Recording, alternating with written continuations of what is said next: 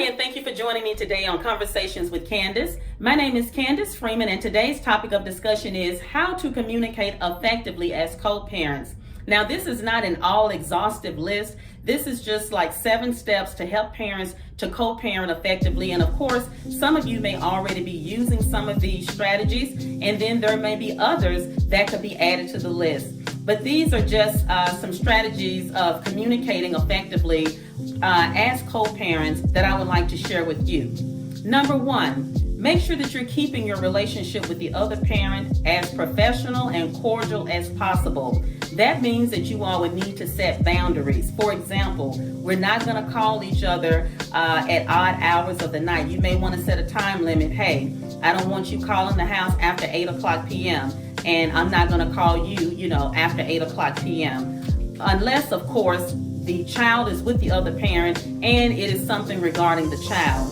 Other than that, make sure that you're keeping the relationship professional and cordial, because if you are leading the other parent to believe that you're interested in getting back together and that is not what you're wanting to do, then it is very important that you make sure that you are keeping the communication between you and the other parent as professional as possible, because you don't want to send any mixed signals. Number 2, make sure that when you do communicate that you're keeping the focus on the kids.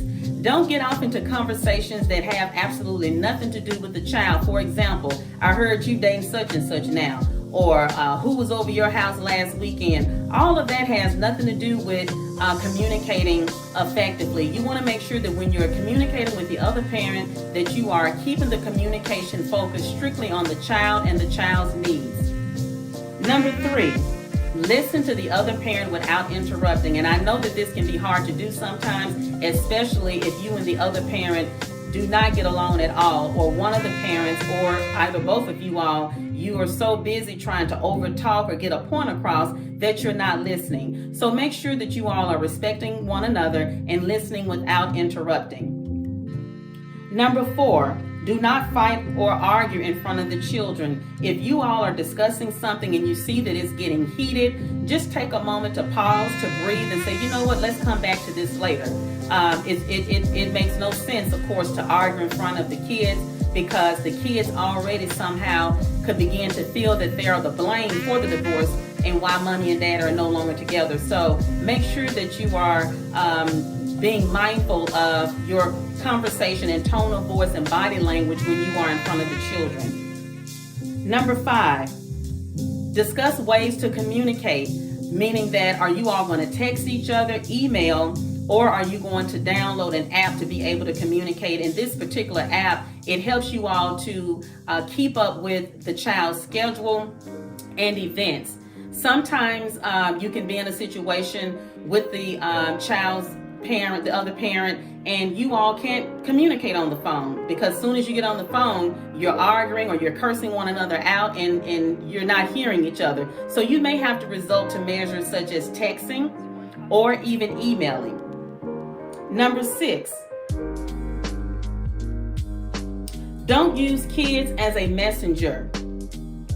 I've seen this a lot working with families in mediation. Don't send messages through the child. For number 1, the child may forget to give the message to the other parent, or they may miscommunicate the message.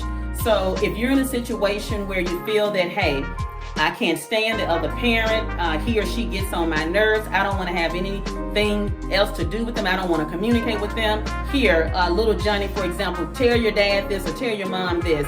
That's a no-no. Make sure that whatever messages need to be communicated to the other parent, that you are communicating that message, or you need to find a way to communicate that message to the other parent without getting the child involved. And last but not least, number 7, be flexible when you disagree and look for ways to compromise. One of the big successes with mediation is that each party, once you realize that each of you have to give up something, and that first thing is giving up the right to be right, it will help your communication and relationship with the other parent flow so much more smoothly. Again, it's already difficult enough going through the divorce, or if you all have never been married, but you've dated a long time or maybe even lived together, that's a lot already to deal with in itself.